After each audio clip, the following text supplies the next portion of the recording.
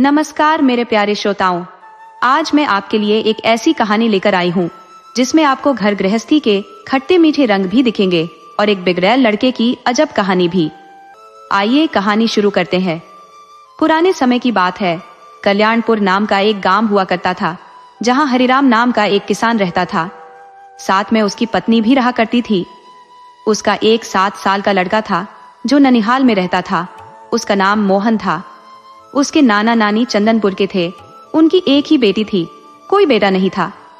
बेटी का ब्याह हरिराम से करा दिए थे तथा उसके बेटे मोहन को अपने पास रखते थे। हरिराम बहुत बड़ा कंजूस आदमी था। उसके पास 30 बीघा उपजाऊ जमीन थी, जिसमें धान और गेहूं की फसल लगती थी। पैदावार बहुत होता था। हरिराम के पास 3 बीघे का एक बाग भी था, उससे भी आमदनी बहुत होती थी। लेकिन इन सब के बाद भी हरिराम एक जर्जर हो चुके खपरैल के मकान में पत्नी के साथ रहता था। मोहन के नाना ने कई बार समझाया भी था, आप इस मकान में मत रहो, ये बहुत खतरनाक अवस्था में है, किसी भी वक्त जमींदोज हो सकता है। आप फिलहाल में कोई झोपड़ी बना लो और उसमें ही रहो। बरसात का मौसम निकल जाने पर इस घर को ढाकर नया पक्का मकान बनवा लो। तब हरिराम जवाब देता, भला मेरे पास पैसे कहाँ है? बस थोड़े से पैसे हैं जिससे खाने पीने का काम चल सके।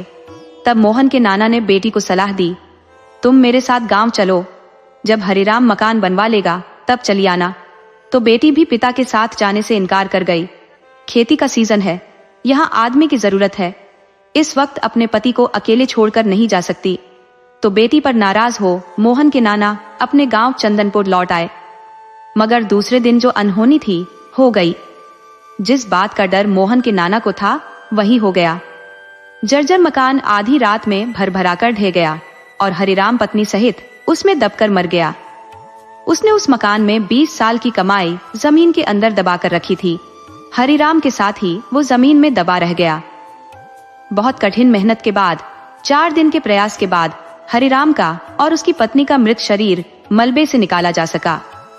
संयोग अच्छा था कि मोहन नाना के पास ही रहता था, वरना वह भी उन दोनों के साथ मर जाता। अब मोहन के नाना को ही कल्याणपुर की खेती और बाग की देखभाल करनी पड़ी।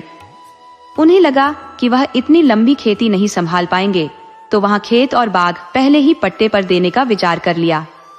हालांकि उनके अपने गांव चंदनपुर में कोई जगह जमीन नहीं थी। एक पुराना मकान था। वह गांव के जमींदार से पट्टे पर लेकर कुछ खेती बाड़ी करते थे। लेकिन अब उन्हें खेती बाड़ी करने की जरूरत नहीं थी। उन्हें अब मोहन को पालकर बड़ा कर देने की जरूरत थी। तो पति पत्नी दोनों मिलकर मोहन का पालन करने लगे। मोहन के ननिहाल वाले घर के पिछवाड़े में एक गरीब औरत का घर था। उस औरत की एक 5 साल की बेटी थी। औरत का पति नहीं था, वह विधवा औरत थी। औरत के पास भी कोई रोजगार का जरिया नहीं था, तो वह जमींदार के घर में काम करके अपना और अपनी बेटी का पेट भरती थी। उसकी नन्ही सी बेटी परियों की तरह खूबसूरत थी। औरत जब काम पर जाती तो अपनी बेटी को मोहन की नानी के पास छोड़ जाती। नानी भी उसे अपने पास इसलिए रख लेती कि मोहन उसके साथ खेला करेगा। अकेले जब खेलता है तो मुझे बहुत परेशान करता है, जबकि बच्चे के साथ खेलेगा तो मैं परेशानी से बच जाऊंगी। ये सोच नानी ने उस औरत से साफ कह दिया था, तुम बेटी की चिंता मत करो, उसे रोज मेरे पास ही छोड़ जाओ, मैं उसे दोपहर में खाना दे दिया करूंगी। हालांकि यह सब कहने की बातें थी। कौन दूसरे के बच्चे को अपना मानता है और खाना देता है। नानी को तो अपनी गरज थी कि जब मोहन दूसरे गांव के बच्चों के पास खेलने जाता था तो वह बच्चे बिना किसी बात के मोहन की पिटाई कर देते थे। हर रोज पिटकर आ जाता था तो नानी उसे घर में रखती थी और अकेले मोहन उसे परेशान कर देता था तो मोहन के खिलाने का जुगाड़ करती थी। मोहन उस लड़की के साथ खेलकर बहुत खुश था। उसकी माँ ने अभी तक उस लड़की का कोई नाम नहीं रखा था, तो मोहन उसे कजरी कहकर बुलाने लगा। वह भी मोहन के साथ खेलकर बहुत खुश थी। नानी दोपहर में मोहन को खाना खिला देती थी, मगर उस लड़की को खाना नहीं देती थी। ये बात मोहन को बहुत बुरी लगती, तो वह रोज नानी से नजरें बचाकर कुछ खाना चुरा लेता और लड़की को खेलने के बहाने एकांत में ले जाता और उसे खाना खिला देता। साथ में उसे हिदायत भी देता कि तुम यह खाने वाली बात किसी से मत बताना, यहाँ तक कि अपनी माँ से भी नहीं कहना। तो वह लड़की किसी से भी इस बात का जिक्र नहीं करती। मोहन के नाना अक्सर कल्याणपुर या फिर बाजार आते जाते रहते, तो वहां से मोहन के लिए मिठाई लेकर आते। कभी फल लेकर आते तो बड़ी यत्न से मोहन उसमें से थोड़ा बचा लेता और कजरी को खिला देता। कजरी ने कभी मिठाई नहीं खाई थी तो उसे अमृत के समान लगता। वो बड़े चाव से खाती। इस तरह खेलते खेलते मोहन कब 16 साल का हो गया और कजरी 14 साल की, उन्हें पता ही नहीं चला। मोहन मन ही मन सोचा करता है कि काश कजरी मेरी पत्नी बन जाती। तो कजरी ने मन में सोच लिया था कि यदि ब्याह करूंगी तो मोहन से, वरना कुंवारी ही रहूंगी। वो कई बार अपने मन की बात मोहन से कहते कहते रुक गई थी। हालांकि बड़े हो जाने पर भी दोनों साथ खेला करते। एक दिन शाम के वक्त खेलते खेलते मोहन कजरी को गोद में उठा लिया था तो कजरी बोली, अरे ये क्या कर रहे हो? अब तुम बच्चे नहीं हो, इस तरह उठाते किसी ने देख लिया तो बहुत मुश्किल हो जाएगी। तुम मेरे साथ खेल नहीं पाओगे। कजरी की माँ काम से लौट रही थी और उन्होंने देख लिया कि उसकी बेटी को मोहन गोद में उठाए हुए है, तो वह पास आई और मोहन पर बहुत नाराज हुई।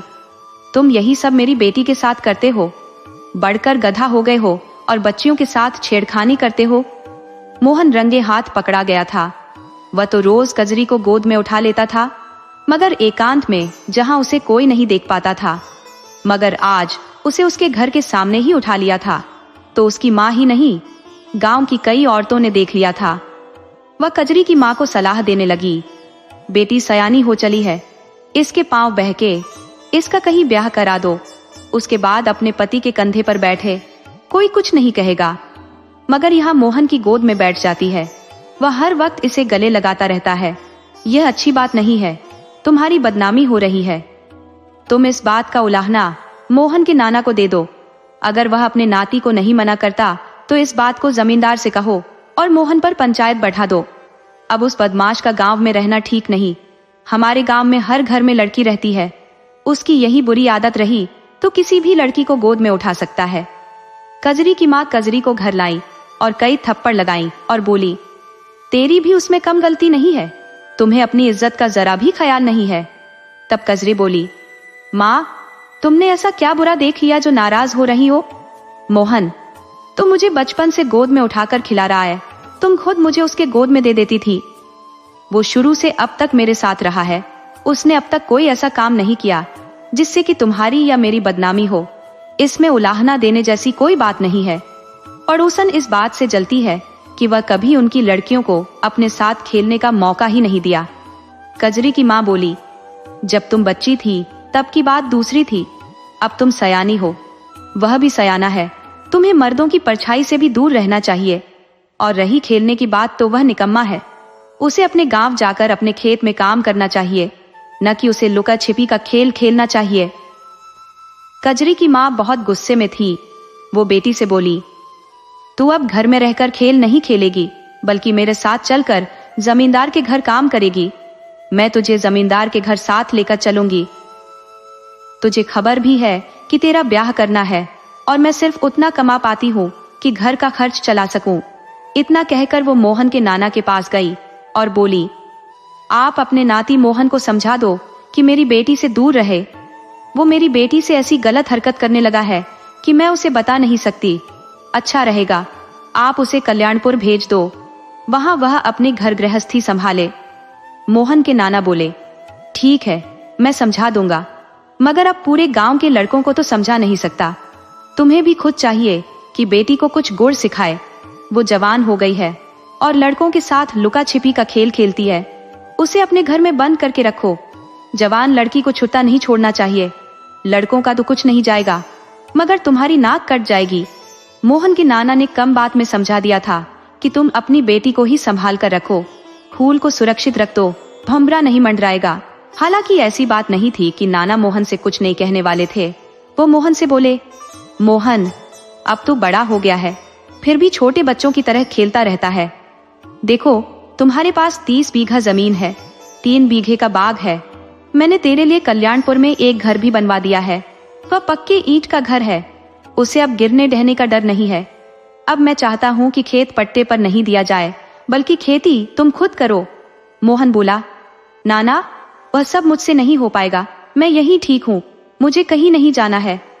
तब नाना बोले, बेटे तेरे खेलने के दिन गए और आज के बाद तेरी सोनपरी भी कहीं दिखाई नहीं देगी। इसलिए मोह माया से दूर हो जाओ और कल्याणपुर चलने की तैयारी करो। मोहन बोला, नाना आप अकेले कैसे रहोगे? नानी की सेवा कौन करेगा? तब नाना बोले, मोहन तुम इस बात की चिंता मत कर, हम तेरे साथ ही कल्याणपुर चल रहे हैं। हम तो बहुत पहले चले जाते, मगर वहां रहने को घर नहीं था। अब मैंने वहां घर बनवा दिया है, तो देखेगा तो बहुत खुश हो जाएगा।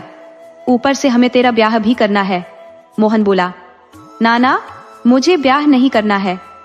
तब नाना बोले, मैं तेरा ब्याह कजरी से करा देने को सोच रहा था, मगर जब तुझे ब्याह ही नहीं करना है तो कोई बात नहीं, जब तेरी इच्छा होगी तो देखा जाएगा। तब मोहन बोला, नाना कजरी के साथ तो मैं तैयार हूं। तब नाना बोले, मैं तुझे जूते से पीट दूंगा। अबे मूर्ख, अपने पड़ोस की लड़की से ब्याह नहीं किया जाता, अपने खुद के गांव में भी ब्याह नहीं किया जाता। तू भूल से भी कजरी का नाम लिया तो बहुत मारूंगा। तू पहले अपने गांव चल, उसके बाद तेरे लिए बड़े घरों से रिश्ते आएंगे। मैं उछल कूद मचाने वाली लड़की से नहीं, बल्कि संस्कारी लड़की से ब्याह करूंगा। तू तैयार हो जा, कल हम कल्याणपुर चलेंगे। तेरी नानी अभी यहीं रहेंगी, हम उसे बाद में ले चलेंगे। बीच में मैं आता जाता रहूंगा। मोहन के पास अब नाना के साथ जाने के अलावा कोई दूसरा उपाय नहीं था, तो वह सुबह में कल्याणपुर चला गया। उधर कजरी की माँ बेटी को लेकर जमींदार के घर चली गई। उस वक्त जमींदार घर में नहीं था, उसकी पत्नी घर में थी। जब जमींदार की पत्नी ने कजरी को देखी तो पूछ बैठी, ये किसकी लड़की है? तब कजरी की माँ ने बताया, मालकिन ये मेरी बेटी चे, इसे भी अब काम पर लाना चाहती हूँ। जमींदार ने बोली, नहीं ये तेरी बेटी हरगिज नहीं हो सकती, इतनी सुंदर लड़की तेरे घर असंभव, ये तेरी बेटी नहीं है। तू मुझसे सच सच बता, किसकी बेटी है? कजरी की माँ बोली, मालकिन मैं झूठ नहीं बोल रही, इसे मैंने ही जन्म दिया है। तब जमींदार ने कजरी की माँ को घर के एक कोने में ले गई और बोली, अब बता ये किसकी बेटी है? मैं मानती हूँ कि इसे तुमने जन्म जरूर दिया है, मगर इसका पिता कौन है? वह तेरा काला कलूटा पति नहीं हो सकता। वह तो जब मरा था तब तो तुझे कोई औलाद नहीं थी, मगर उसके मरने के बाद तुमने लड़की को कैसे पैदा किया? जमींदार ने कजरी की माँ को घेरे में ले ली थी और तरह तरह के सवाल दाग रही थी, मगर कजरी की माँ कोई जवाब नहीं दे पा रही थी। तब जमींदार ने बोली, तुझे नहीं बताना तो मत बता, मगर कल से मेरे घर काम पर मत आना। मेरे घर वैसी औरत की कोई जरूरत नहीं जो लंपट हो। कजरी की माँ बेटी को साथ लाकर पछता रही थी कि क्यों बेटी को साथ ले आई। अगर मेरी नौकरी छूट गई तो भूखे मर जाऊंगी। उस जमींदारनी की धमकी से डर गई। तब बोली, मालकिन जब आप नहीं मानोगी तो मैं बता ही देती हूँ, मगर आपको बहुत बुरा लगेगा। बात उन दिनों की है जब मैं विधवा हो गई थी। मेरे पति की मृत्यु हो जाने से मेरे ऊपर पहाड़ टूट पड़ा था। घर में खाने को एक दाना नहीं था। मैं काम के लिए जमींदार साहब के पास आकर बहुत रोई थी, तो उन्होंने मेरे को काम दे दिया। मैं उन दिनों खेत में काम किया करती थी, तो जमींदार साहब भी खेत के कामों में दिलचस्पी लेते थे और अपने खेत की निगरानी किया करते थे। मेरे जिम्मे काम लगा दिए थे कि तुम मेरे लिए रोज दोपहर में खाना लेकर आओ, तो मैं रोज उनको खाना लेकर जाती थी। मगर एक दिन मुझे तो खाना लाने हवेली में भेज दिए, मगर तमाम को छुट्टी कर दिए। जब मैं खेत वाले घर में गई तो जमींदार साहब अकेले थे, वहां कोई नहीं था। मैं समझ गई कि आज जमींदार साहब की नीयत ठीक नहीं है। मेरी शंका सच निकली। जमींदार साहब अपनी मनमानी कर लिए और फिर यह बच्ची पैदा हो गई। ये बच्ची जमींदार साहब की है। जमींदारनी बोली, तू जल्दी इस लड़की को लेकर घर चली जा और फिर कभी इस लड़की की परछाई भी इस घर पर मत पड़ने देना। तू खुद जानती है कि जमींदार कितना बड़ा लंपट है। वो लड़की को देखते ही पागल हो जाएगा और इसको बर्बाद कर डालेगा। तू क्या चाहती है कि एक बाप अपनी ही बेटी को रखेल रखे? तू चली जा और इसका कहीं भी ब्याह कर दे। पैसे की जरूरत होगी तो मेरे से ले लेना। कजरी की माँ बेटी को लेकर घर आ गई और बेटी से बोली, तू घर में रहा कर या फिर मोहन की नानी के पास रहा कर। अब मोहन गांव में नहीं है, इसलिए तू उसके पास भी रह सकती है। उधर जमींदार का एक मुनीम था, कुटकी नाम था उसका। उसने देख लिया कि आज जमींदार के घर वाली बाई एक खूबसूरत लड़की के साथ आई है, तो वह जमींदार के घर लौटने पर बताया, मालिक आज आपके घर बाहर आकर लौट गई है और आप उसे देख भी नहीं पाए हो। अगर एक बार देख लेते तो सारी जमींदारी उस पर कुर्बान कर देते। जमींदार बोला, कुटकी तो हर बात को घुमा फिरा कर कहता है। अरे साफ साफ बता कि क्या बात है, कौन हमारे घर आई थी? तब कुटकी बोला, आपकी बाई आज अपनी बेटी को लेकर आई थी। वो आसमान से उतरी हुई परी है। आप इसी गांव में रहते हो, मगर इस बात की खबर आपको नहीं है। आप बाई पर दबाव देकर उसकी बेटी को काम पर बुलाओ और फिर कोई जुगाड़ लगा लो। आप जुगाड़ में वैसे भी माहिर हो, साम दाम दंड सबका इस्तेमाल कर देते हो। जमींदार बोला, बस तू बता दिया, यही मेरे लिए काफी है। वह दूसरे दिन बाई के आ जाने पर बोला, तुम अकेले कितना काम करोगे? अब तुम्हें आराम की जरूरत है। अपने बदले अपनी बेटी को काम पर भेजा करो, मैं उसे पगार भी 2 गुना दे दिया करूंगा। कजरी की माँ बोली, जमींदार साहब, ये क्या कह रहे हो? अरे मेरी कोई बेटी या बेटा नहीं है, अकेली रहती हूँ। जमींदार बोला, मुझे इस गांव की एक एक बात की खबर है। तेरी घर में एक खूबसूरत लड़की रहती है, उसे घर में रखकर क्या करेगी? यहाँ लाएगी तो वह कुछ काम धंधा भी करना सीख जाएगी। तू मुझसे मत डर, मैं अब वह वाला जमींदार नहीं हूँ, अब बहुत बदल गया हूँ। मुझे भी अपनी इज्जत का ख्याल है, बदनामी से मैं भी डरता हूँ। खजरी की माँ बोली, ठीक है, मैं कहाँ कहती हूँ कि आप बुरे हो। मैं मान लेती हूँ कि आप सन्यासी बन गए हो, मगर उसके लिए मैं क्या कर सकती हूँ? आप सच मानिए, मेरी कोई बेटी नहीं है। आपको विश्वास ना हो तो खुद मालकिन से पूछ लीजिए। कजरी की माँ घर में आवाज लगाई, मालकिन, अब आप ही बताओ कि मेरी कोई बेटी है। जमींदारनी बोली, कौन कह रहा है? जरूर कुटकी कहाँ होगा। अरे उस बावले की बात मान लेते हो? अरे वह सपने में देखी बात को भी सच मान लेता है और आप उस पर विश्वास कर लेते हो। मैं तो कहती हूँ कि उस पागल को काम से हटा दो और कोई काम लायक मुनीम रख लो। अरे इस बेचारी तो आफत की मारी है, इसे भला कोई बेटी कहाँ है? जमींदार बोला, अरे तुम भी मुझे गलत समझ लेती हो। अरे मैं चाहता था कि इसकी गरीबी दूर कर दूं, मगर जब यह खुद ही नहीं चाहती तो मैं क्या कर सकता हूँ। जमींदार घर से बाहर चला गया तो जमींदारनी बोली, बाई, तुम अपनी बेटी को यहाँ से दूर भेज दो, वरना जमींदार की नीयत बिगड़ गई है। कजरी की माँ बोली, अब उसे मैं कहाँ भेजूं? मेरा कोई और नहीं है, और कहीं भी भेज दी तो हर जगह जमींदार की तरह लोग मिलेंगे। एक अकेली लड़की का जीवन कितना कठिन है, आप खुद समझ सकती हो। जमींदारनी बोली, तुम खुद उसे लेकर कहीं दूर चली जाओ, मुझसे कुछ पैसे ले लो और आज ही निकल जाओ। कजरी की माँ जमींदारनी से कुछ पैसे ले ली और घर गई तो बेटी को बताई, तुम्हें अब यहाँ से दूर जाना है, मैं भी तेरे साथ चलूंगी। मैं अब आज रात में विचार कर लूंगी कि हमें कहाँ जाना है। माँ की बात सुनकर कजरी भड़क उठी, मुझे कहीं नहीं जाना है, ये मेरा गांव है, मेरा घर है, फिर दूसरी जगह क्यों जाऊं? तब उसकी माँ बोली, तुम समझने की कोशिश करो, यहाँ जमींदार की नीयत तुम पर बिगड़ गई है, वह तेरा नुकसान पहुंचा सकता है। लड़की बोली, वो मेरा कुछ नहीं बिगाड़ सकता, हंसिया हमेशा पास रखती हूँ, जो मेरा को आंख दिखाएगा उसका पेट फाड़ दूंगी। उसकी माँ कजरी को बहुत समझाने की कोशिश की, मगर वह अपने इरादे से जरा भी नहीं डिगी, तो मजबूरन उसकी माँ को अपना इरादा बदलना पड़ा। वह कजरी से बोली, चलो ठीक है, जब तुम कहीं नहीं जाओगी तो मोहन की नानी के पास रह जाओ, और फिर मैं जल्दी ही तेरी ब्याह की बात चलाती हूँ। कजरी मोहन की नानी के पास रहने की बात पर खुश हो गई। उधर जमींदार का मुनीम बोला, मालिक, सीधे तरीके से तितली हाथ नहीं आने वाली, आप अब इज्जतदार आदमी हो, उसकी बेटी को उठवा भी नहीं सकते, गांव में बदनामी हो जाएगी, मगर उसे अपने यह काम के लिए मजबूर तो कर ही सकते हो। जमींदार बोला, उसे अब कैसे मजबूर कर सकता हूँ, जबकि जमींदारनी भी उसी की भाषा बोलती है। तब कुटकी बोला, आप बात समझते नहीं, अरे बाई को ही रास्ते से हटा दो, उसे कोई मिठाई अपने हाथ से खिला दो। अब कैसी मिठाई खिलाना है, आपसे बेहतर कौन समझ सकता है? जमींदार बोला, समझ गया हूँ कि मुझे क्या करना है। वह विचार बना लिया कि बाई को रास्ते से हटा देना है। जमींदार सुबह में मंदिर गया और वहां से लौटा। वो उसी वक्त लौटा जब बाई काम के लिए जमींदार के घर आ रही थी।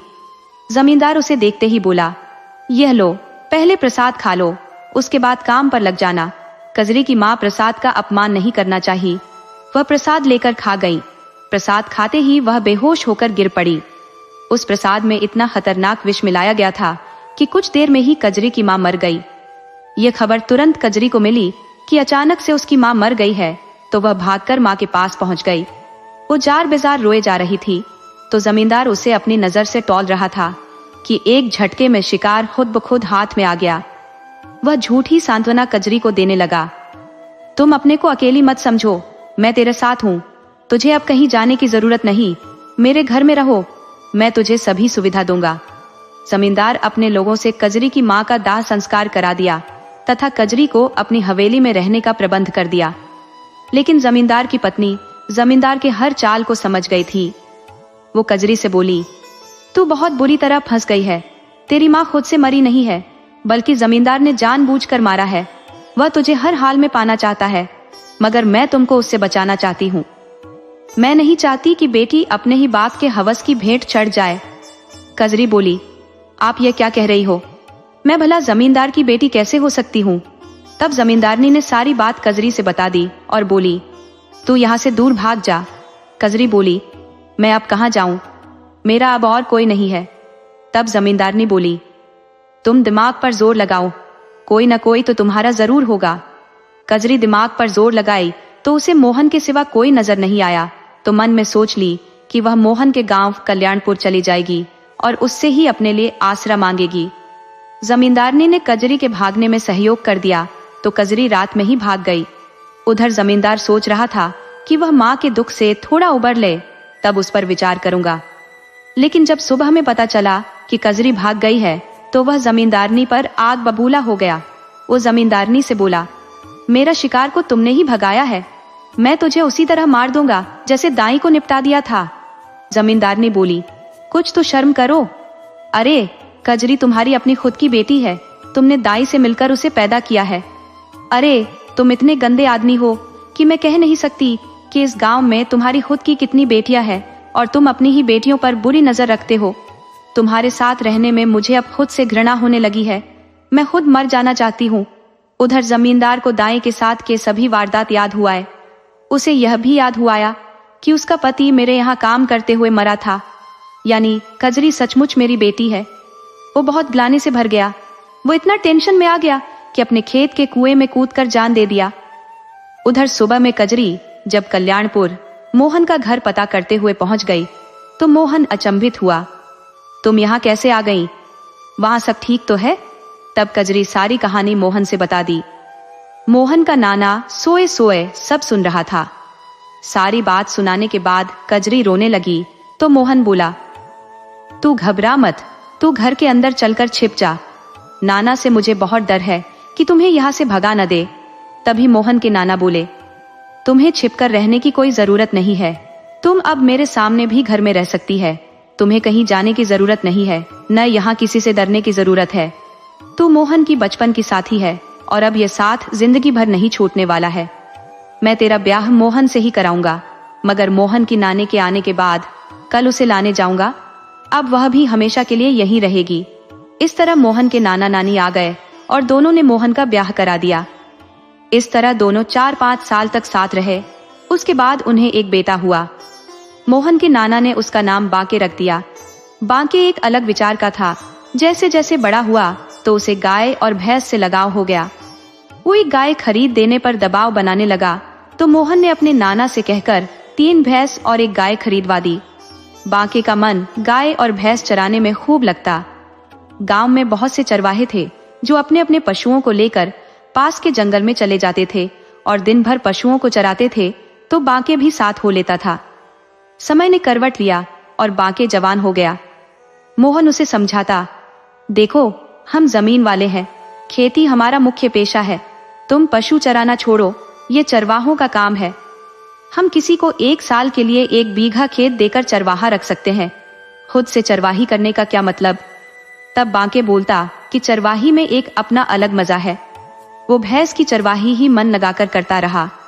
जंगल 5 मील दूर था।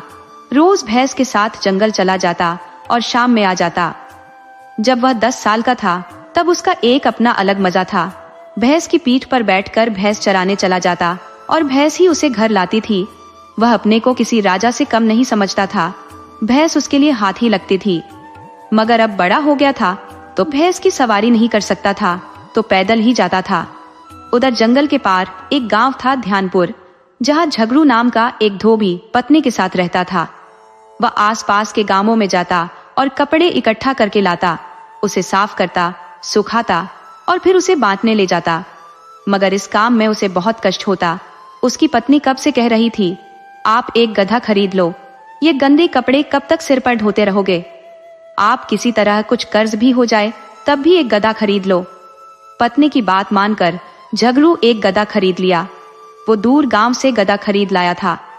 तो पत्नी ने झगड़ू को बताया, गधा को अच्छी तरह बांध देना, वरना रस्सी कमजोर हुई तो उसे तोड़कर भाग जाएगा। गधा अभी नया है, वह भाग गया तो कहीं खो भी सकता है। झगड़ू बोला, तुम क्यों चिंता करती हो? गधे को कोई चोर नहीं चुराएगा, न कोई इसे अपने पास रखेगा, और मैं जहां से इसे खरीद लाया हूं तो वहीं से इसके आंख पर कपड़ा बांध कर लाया हूं।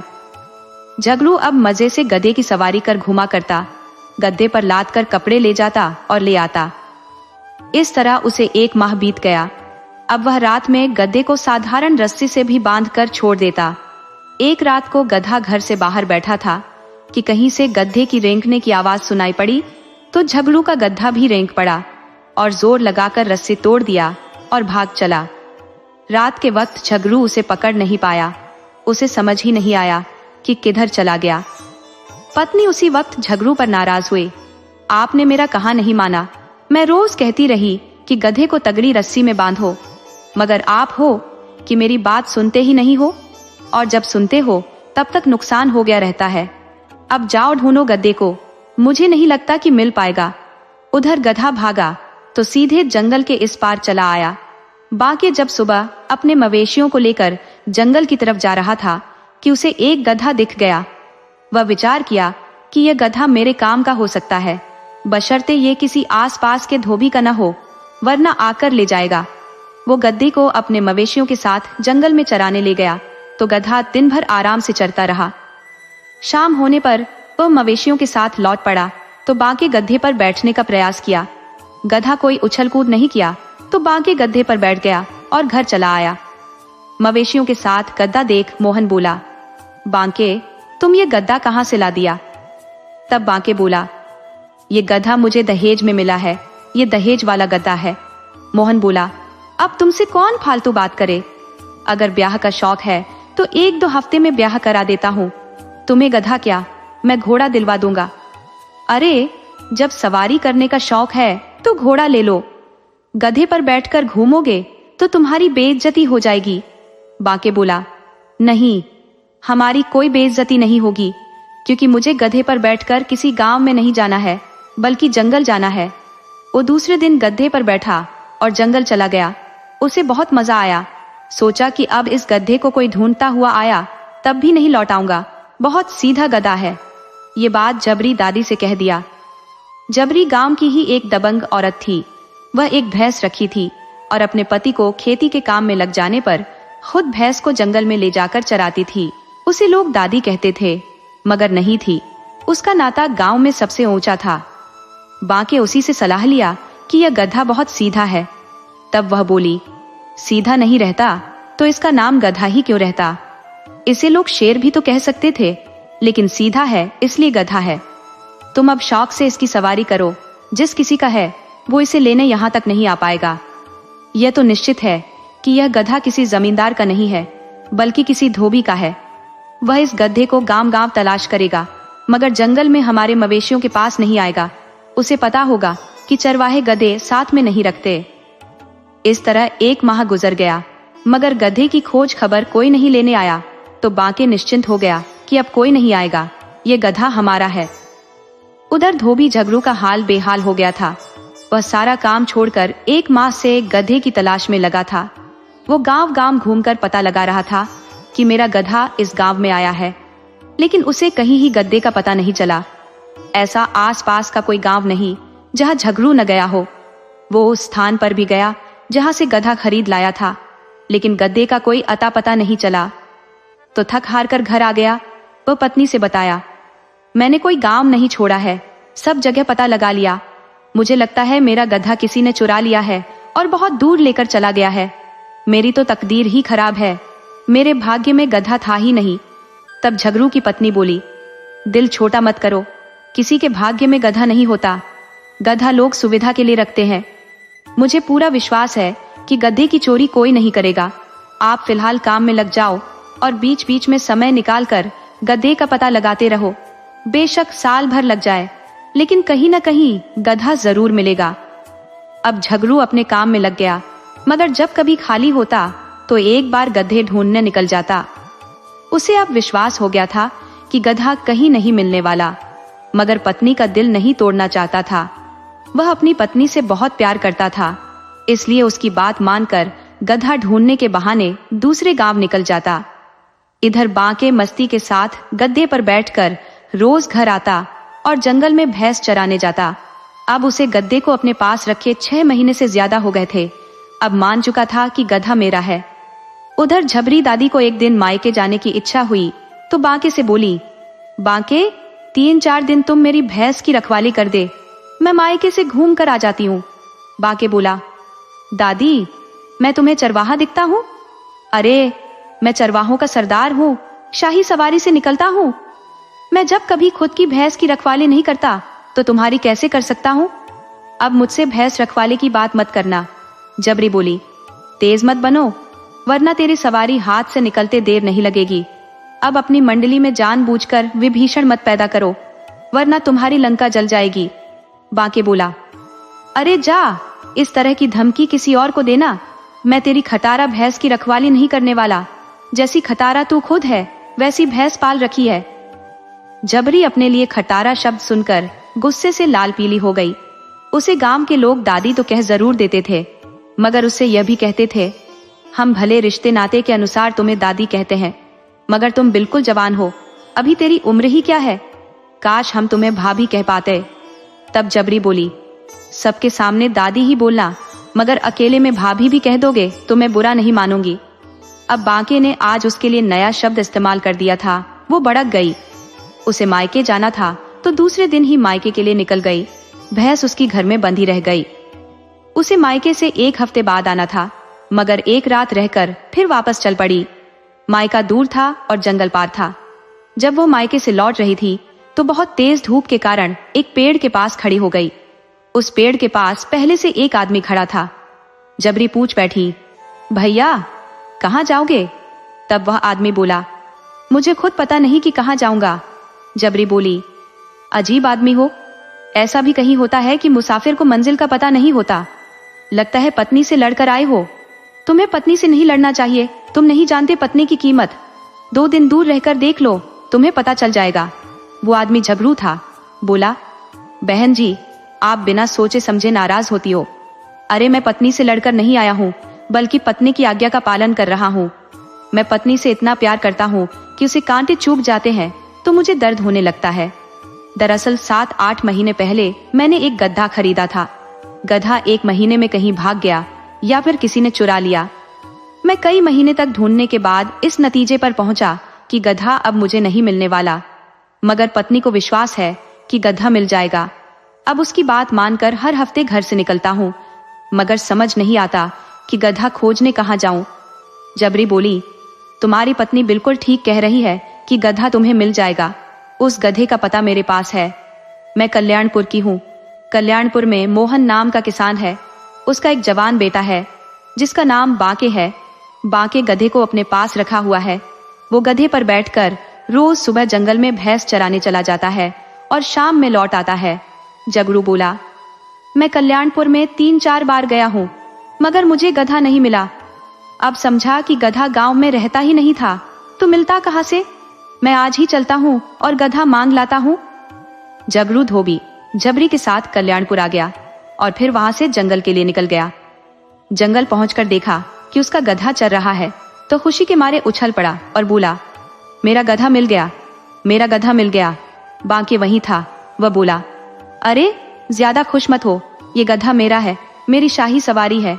जगरू बोला, नहीं भाई, ये गधा मेरा है, मैं इसे ले जाऊंगा।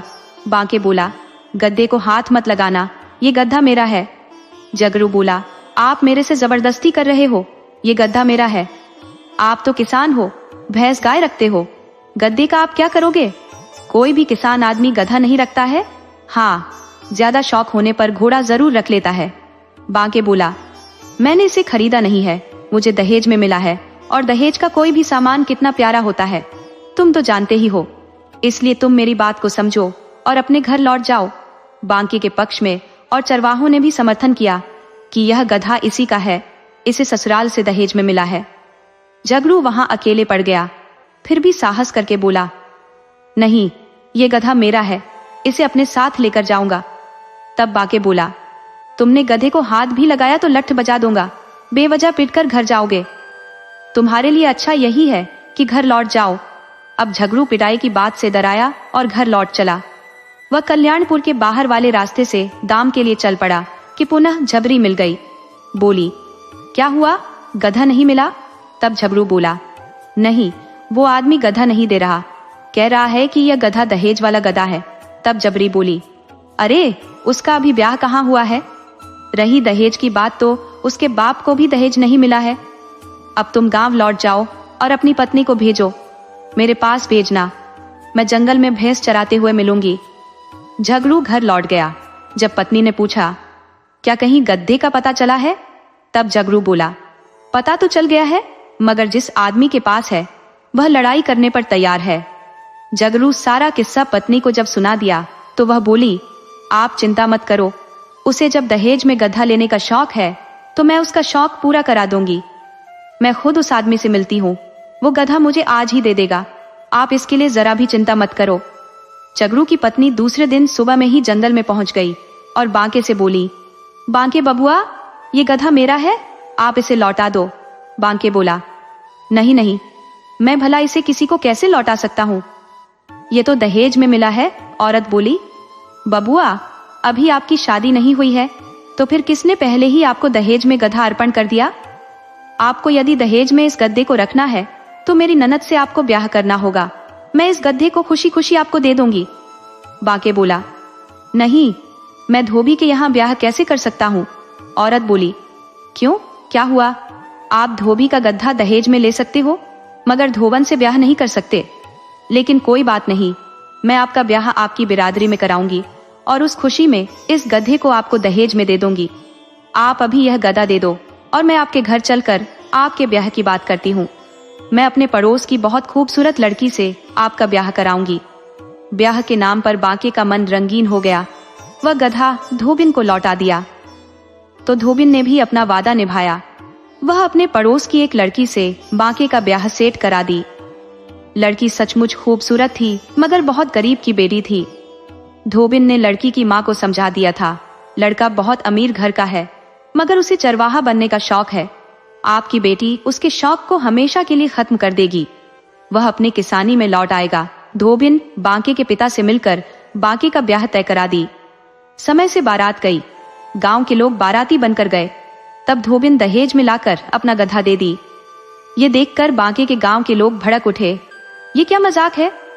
अरे देना है तो गाय दो, भैंस दो, बैल दो या घोड़ा दे दो, गधा क्यों दहेज में दे रही हो? अब धोबन बोली, मैं खुद से थोड़े दे रही हूँ, यह तो बांके की मांग थी तो इसे गधा दे रही हूँ। अब बांके का चेहरा देखने लायक था, वह बहुत शर्मिंदा था। उसने तुरंत धोबन से माफी मांग लिया। बोला, मैं यह सब मजाक में करता गया था, पर यह सब मजाक मेरे पर भारी पड़ जाएगा, मैंने नहीं सोचा था। आप मुझे क्षमा करो और अपना गधा अपने पास रखो, मेरे चलते आप लोगों को बहुत परेशानी उठानी पड़ी है। धोबन बोली, कोई बात नहीं, आप सब जल्दी ही समझ जाओगे। जब पत्नी के आदेश का पालन करोगे, पत्नी के नखरे सहोगे, चूल्हा छौंका करोगे, बच्चे होंगे तो उसे गोद में लिए फिरोगे। शुरू शुरू में परेशानी होगी, मगर बाद में इसकी आदत पड़ जाएगी। धोबन ने बांके का ब्याह करा दिया। बांके पत्नी को लेकर घर आ गया।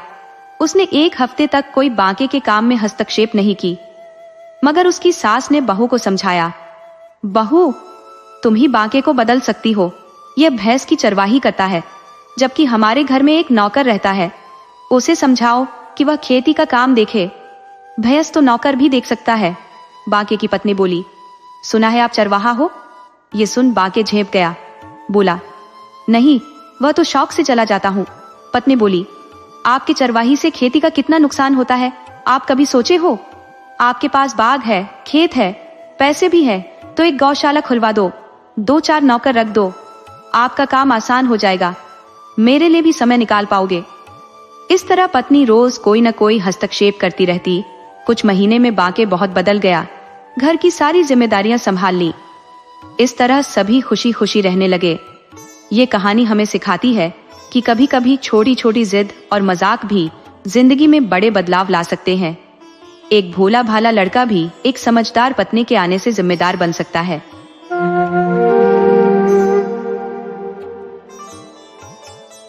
नमस्कार। ये कहानी प्रेम, लालच, साहस और त्याग की एक रोमांचक गाथा है, जो दिखाती है कि प्रेम के लिए बड़े से बड़ा खतरा भी उठा लिया जाता है और कैसे बुद्धिमानी से असंभव को संभव किया जा सकता है।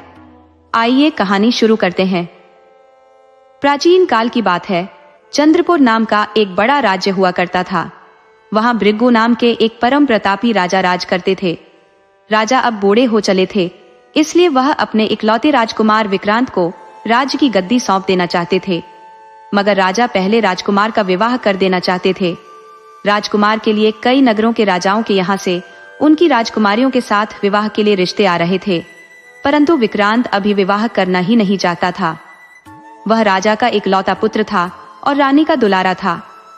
रानी उसकी हर जिद पूरी करा देती थी, इसलिए वह काफी बिगड़ैल हो गया था।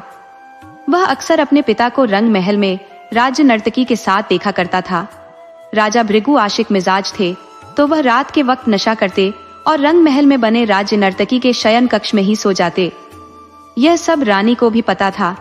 अक्सर देखने में आता है कि लंपट पुरुष की स्त्री भी उसके मार्ग पर चल पड़ती है, तो रानी भी राजा से कोई प्रेम नहीं करती थी।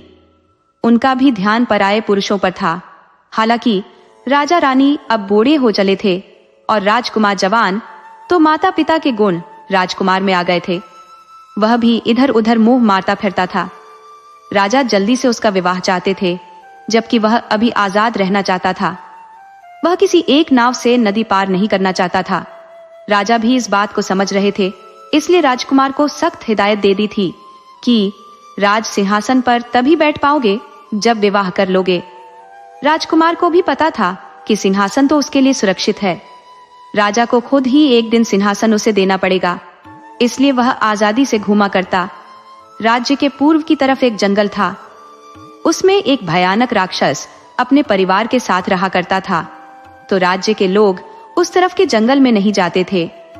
राज्य के पूर्व में एक नदी ही राजा के राज्य और जंगल के राक्षस के बीच की सीमा रेखा थी। राक्षस कभी नदी पार नहीं करता था, तो राज्य के लोग भी नदी के तट तक जाकर लौट आते थे। राज्य के उत्तर की तरफ एक जंगल था, तो दक्षिण की तरफ भी जंगल था। राज्य का पश्चिम का इलाका ही मैदानी इलाका था। उत्तर की तरफ के जंगल के पार एक राज्य था रामगढ़, जहाँ की राजकुमारी अमृता परम सुंदरी राजकुमारी थी। वह अपनी माता पिता की इकलौती संतान थी, तो उस पर नजर विक्रांत की भी थी कि राजकुमारी अमृता ही उसकी रानी बने। अमृता के पिता ने राजकुमारी पर ही वर चुनने का अधिकार दे दिया था। राजकुमारी अमृता पर एक डाकू की भी नजर थी। वह डाकू राज्य के जंगल में रहा करता था। डाकू बहुत शक्तिशाली था। उसे एक तांत्रिक से शक्ति मिली थी कि उसे कोई पुरुष मार ही नहीं सकता था, तो उस डाकू से राजा भी डरते थे। उसके सैनिक तो डाकू के डर से जाते ही नहीं थे। लेकिन डाकू शक्तिशाली होने के बाद भी काफी डरा हुआ रहता था कि उसे सिर्फ पुरुष नहीं मार सकता, स्त्री तो मार ही सकती है, जानवर उसे मार सकते हैं, जल में डूब सकता है, आग उसे जला सकती है। उसे इस बात की खबर थी कि वह अमर नहीं है, इसलिए बहुत बचकर रहता था। वह जब कभी लूटपाट करता तो अकेले पुरुष को लूटता, स्त्री की तरफ तो आंख उठाकर नहीं देखता था। तो उसके लिए राजकुमारी अमृता को पाना बहुत कठिन काम था। मगर उसके मन में अमृता बस गई थी। एक खूबसूरत कुंवारी स्त्री को चाहने वाले बहुत होते हैं, मगर वह तो सिर्फ किस्मत वालों को ही मिलती है। अब वह अकेली बहुत लोगों से विवाह कर ही नहीं सकती। राजकुमारी अमृता को भी चाहने वालों की कमी नहीं थी, मगर राजकुमारी की भी अपनी पसंद थी, जो अभी तक किसी राजकुमार को पसंद नहीं कर पाई थी। राजा भृगु के राज्य के दक्षिण की तरफ एक राज्य था, रामपुर। वहां की राजकुमारी वैशाली की भी चर्चाएं हर जुबान पर थी। वह भी अपने माता पिता की इकलौती संतान थी।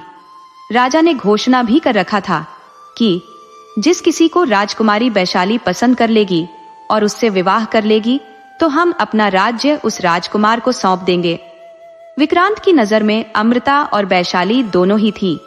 वह किसी भी तरह दोनों को अपनी रानी बनाना चाहता था, मगर समस्या थी कि राजकुमारियों को ही अपना वर चयन करना था। अब वे विक्रांत को पसंद करेंगी या नहीं, ये उनकी अपनी मर्जी थी और दो राजकुमारियां किसी एक राजकुमार को पसंद करे, ये तो संभव ही नहीं था। मगर वह पुरुष ही क्या जो असंभव को संभव करके न दिखा दे।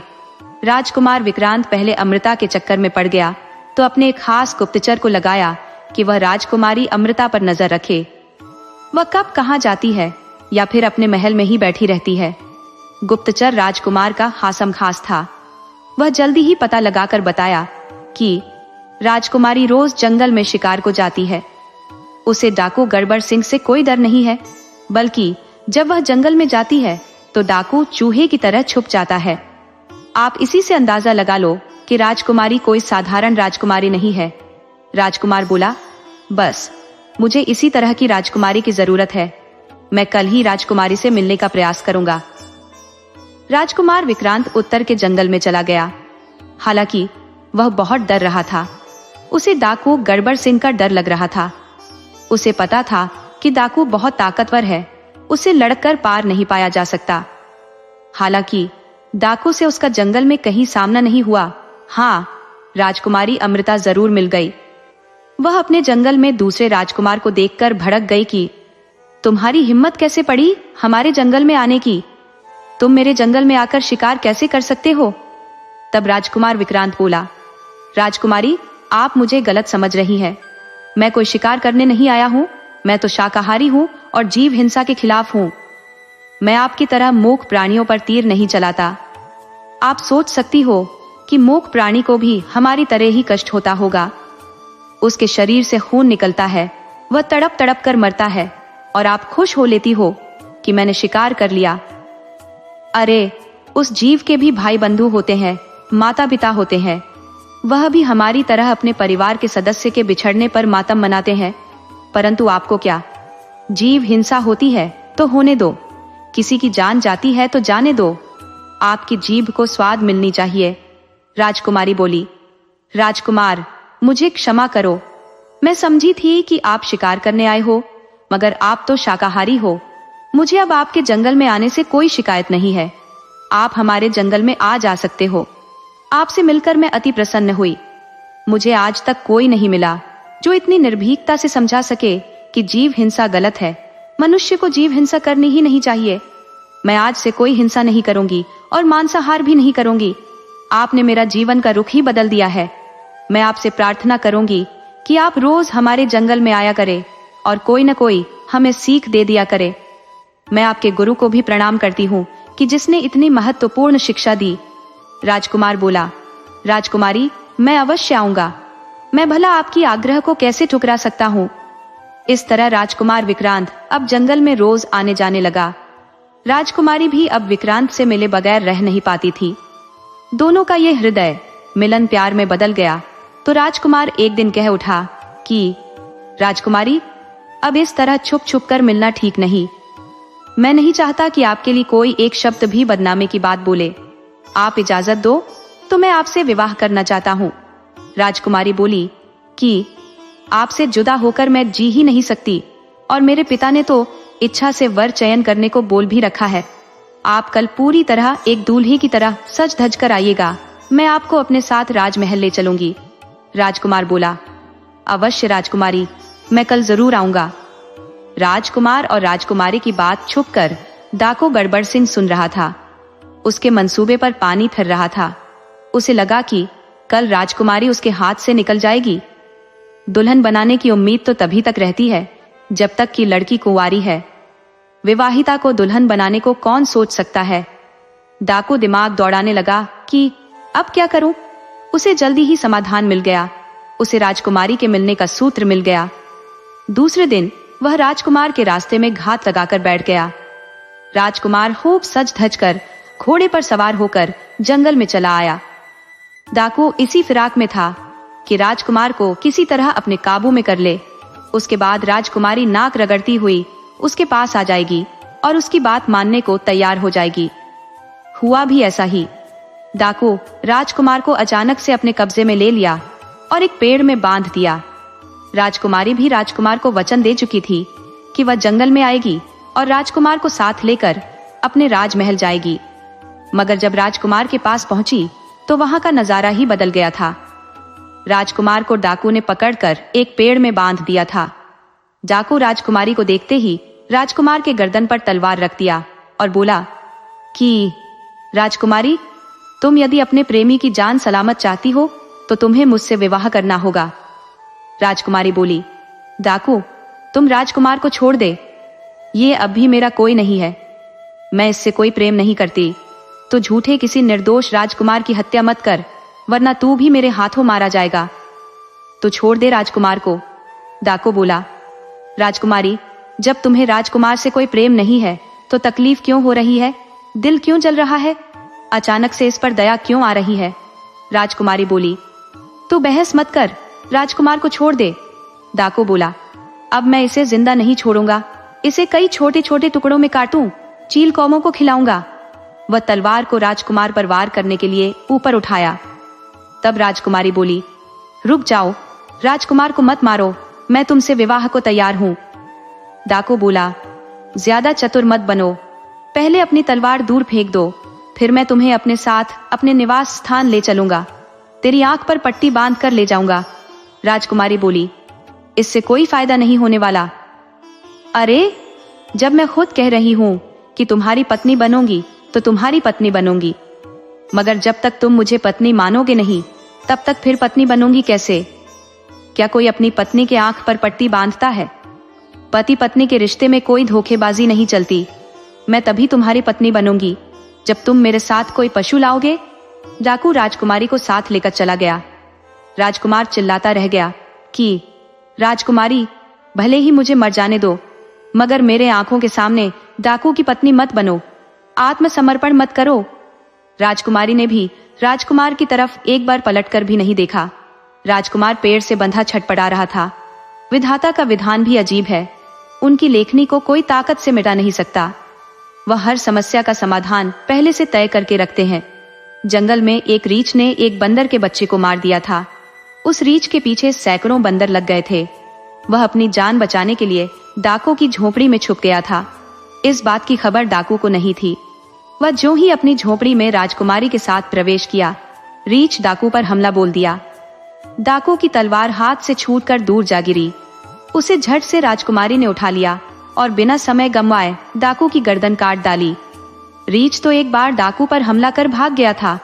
रीछ राजकुमारी के लिए भगवान बन गया था। राजकुमारी भागी भागी राजकुमार के पास आई और उसका बंधन खोल दी। बताई कि मैंने डाकू का वध कर दिया है, अब हम महल जाने का इंतजार नहीं करेंगे, बल्कि अभी हम विवाह करेंगे, वरना समस्याएं आती रहेंगी। हमारी समस्या विवाह होते ही खत्म हो जाएगी। राजकुमार राजकुमारी अमृता से विवाह कर लिया, फिर उसके साथ उसके राजभवन गया। फिर राजकुमारी को विदा कराकर अपने महल ले आया। कुछ माह दोनों एक जान बनकर रहे। राजा भृगु जल्दी से पुत्र को राजा बना देना चाहते थे, परंतु राजकुमार बोला कि पिताजी, आपको इतनी जल्दी क्या है? अरे, आप फिर दोबारा राजा बनोगे नहीं, तो जब तक हाथ पांव में शक्ति है तब तक राजा बने रहो। राजकुमार को अभी स्वतंत्रता चाहिए थी। उसकी नजर राजकुमारी वैशाली पर भी लगी थी। हालांकि उसे पता था कि अमृता उसे बर्दाश्त नहीं कर पाएगी, मगर विक्रांत को तो राज्य का लालच थी कि दक्षिण का राज्य उसे मिल जाए। लालची मनुष्य आंख रहते अंधा होता है। उसे किसी का उपकार नहीं दिखता, उसे सिर्फ अपना भला दिखता है। किसी का नुकसान नहीं दिखता, किसी की तकलीफ दिखाई नहीं देती। वह 1 माह में ही भूल गया था कि राजकुमारी उसकी जान बचाने के लिए अपने आप को दांव पर लगा चुकी थी। वह इसी से राजकुमारी का प्यार का अंदाजा लगा सकता था, मगर स्वार्थी मनुष्य को किसी चीज का अंदाजा नहीं होता। वह बंधा बैल की तरह होता है कि पानी में उतर जाने पर भी उसकी पूंछ नहीं गीली होने वाली, क्योंकि उसकी पूंछ है ही नहीं। उसी तरह स्वार्थी की आंख नहीं होती, वह आंख वाला अंधा होता है। राजकुमार विक्रांत अब दक्षिण के जंगल में जाने लगा था। उसे गुप्तचर से पता चला था कि दक्षिण के जंगल में राजकुमारी वैशाली शिकार को आती है। वह खासकर उजले खरगोशों का शिकार करती है। खरगोश का मांस उसे अति प्रिय है। वह रोज 2-4 खरगोश मार लेती है, मगर अब दक्षिण के जंगल में उजले खरगोश भी कम ही बचे हैं। सभी को तो राजकुमारी मारकर खा गई है। राजकुमार विक्रांत के विषय में राजकुमारी वैशाली को पता था कि वह अब विवाहित है। राजकुमारी अमृता उसकी रानी है। हालांकि वैशाली भी अमृता से जरा भी कम नहीं थी। कोई भी उसे देख ले तो मोहित हो जाता, उसके चेहरे से नजर नहीं हट पाती थी। राजकुमारी रोज जंगल में शिकार को आती थी। इस खबर पर अब विक्रांत उसका पीछा करने लगा था, मगर वह मिल ही नहीं पा रही थी। वह कब आती थी और कब चली जाती थी, विक्रांत समझ नहीं पाता था। वह 1 माह से पीछा कर रहा था, परंतु उसकी एक बार भी मुलाकात नहीं हुई थी।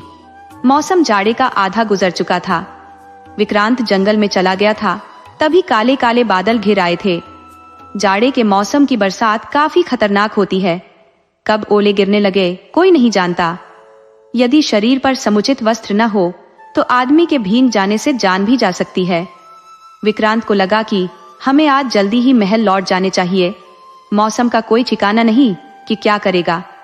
उधर जंगल में वैशाली भी आई हुई थी।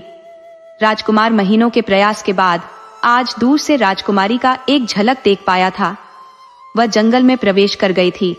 राजकुमार उसकी सुरक्षा को लेकर चिंतित हो उठा कि इतने जाड़े में कम वस्त्र पहने हुए थी, ऊपर से बादल घिर रहे थे, फिर भी शिकार के पीछे मतवाली हो भागी चली गई थी। राजकुमार अब अपना विचार बदल लिया। अब वह जल्दी से महल वापस नहीं आना चाह रहा था। वह एक स्थान पर खड़ा होकर राजकुमारी के आने का इंतजार करने लगा, लेकिन राजकुमारी तो आई नहीं, उलटे बरसात शुरू हो गई। राजकुमार एक घने वृक्ष के नीचे छुप गया। उसे राजकुमारी वैशाली की चिंता सता रही थी कि उसने तो कोई वस्त्र पहन ही नहीं रखा है, वह भीग गई तो मर जाएगी। उसे गए हुए भी कई घंटे गुजर गए हैं, अब तो शाम हो गई है, जल्दी नहीं लौटी तो जंगल में ही गिर जाएगी। यह सोचकर राजकुमार राजकुमारी वैशाली की खोज में चल पड़ा। वह उस दिशा में बढ़ चला जिस दिशा में राजकुमारी वैशाली गई हुई थी। करीब आधे घंटे भटकने के बाद राजकुमार की नजर एक वृक्ष के पास गई जहां राजकुमारी खड़ी थी।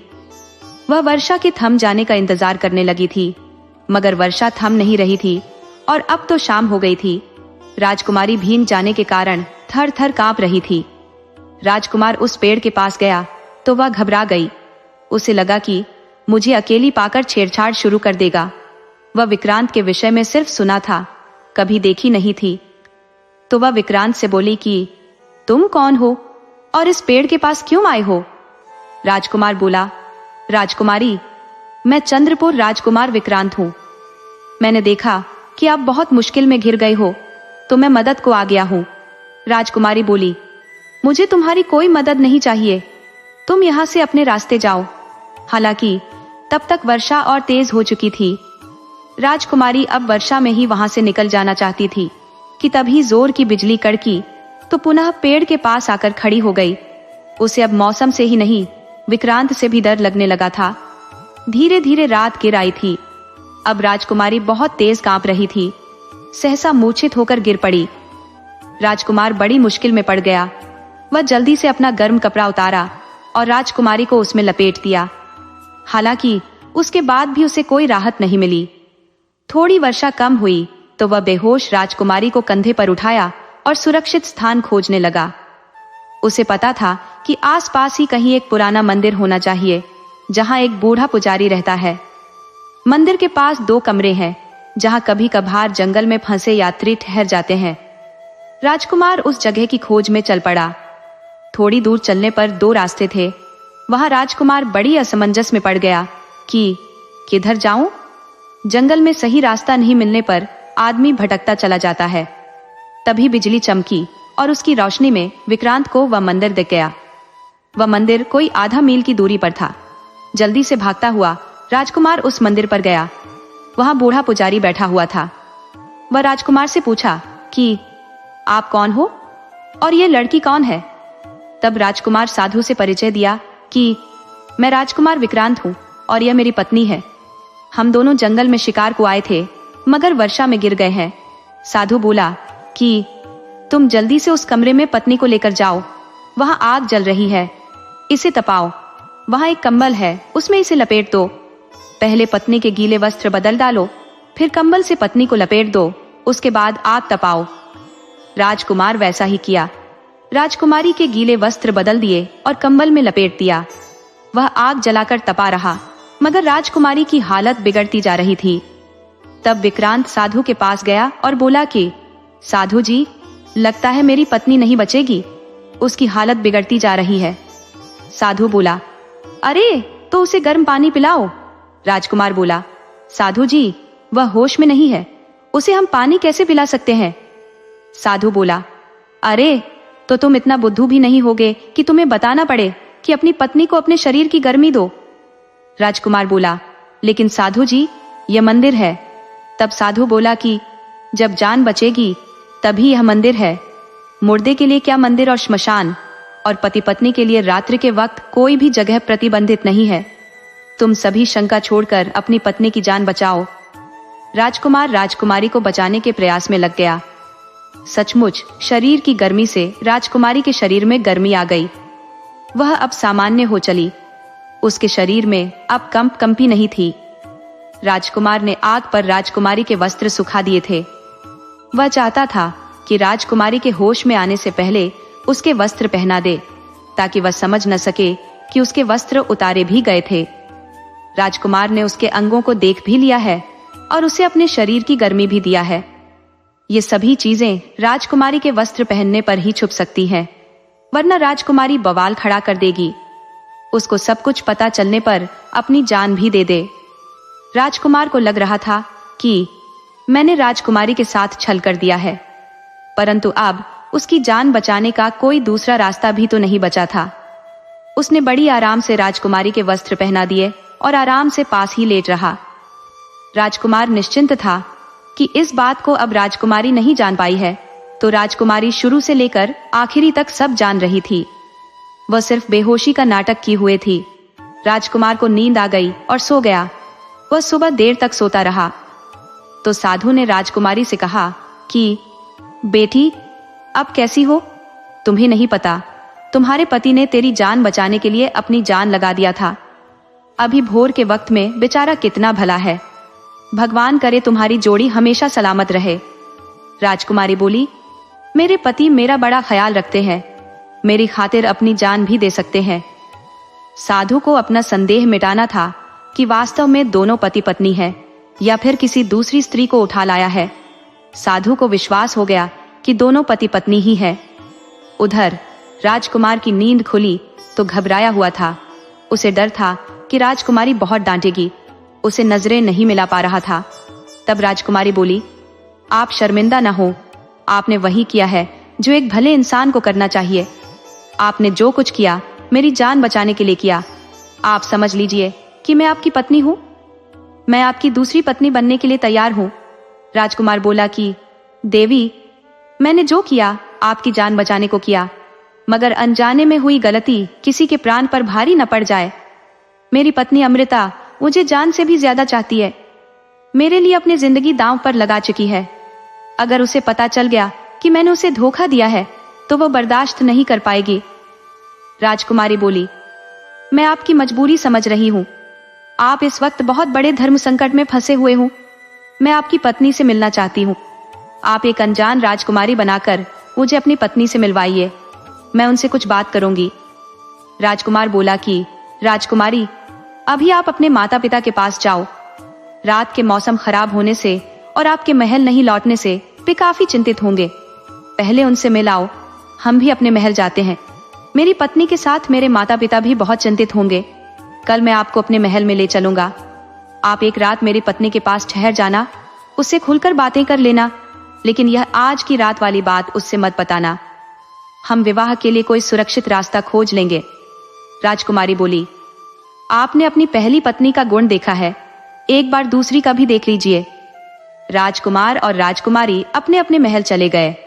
दूसरे दिन वादे के मुताबिक राजकुमार राजकुमारी को महल ले जाने के लिए जंगल आ गया। उसे साथ लेकर अपने महल में गया। वह राजकुमारी को अपनी पत्नी से मिलवाया कि यह राजकुमारी वैशाली है। यह हमारे दक्षिण के पड़ोसी राज्य की है। रानी अमृता थोड़ी असहज हुई कि राजकुमारी, वैशाली से तो कभी हमारी मित्रता भी नहीं रही।